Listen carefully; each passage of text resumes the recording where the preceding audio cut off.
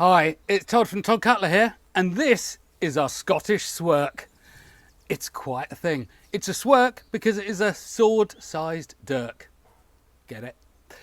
And what we've got here is a classic, absolutely classic Dirk grip on it, and a Dirk blade with all the file work that you'd expect, the fullering, the sharpened false edge. It's all Dirk, but in a sword-sized package.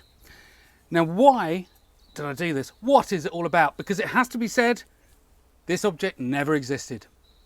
It's a fantasy piece, but based really closely on pieces that did exist. But this all started because when you look at a Scottish Dirk, you look at that size grip and you read the museum description or whatever, and it says it's got a grip of 5 centimetres. And you go, really? 5 centimetres? That can't be right. But the thing is, it is right. So that part here is not the grip. The grip actually goes from my thumb to the top here. Your whole hand goes on. And that is what a Scottish Dirk is about. And it's why the handles look really small.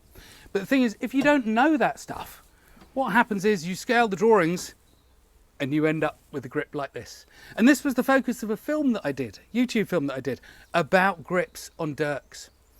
And so it was just a fun object. I thought, you know what? I'm going to carry that through because I made a sample for the film. I thought that is good enough, nice enough, tasty enough to be a Todd Cutler product. So we brought you the Swirk. Fantastic for Ren fairs, fantastic just because you like the look of it.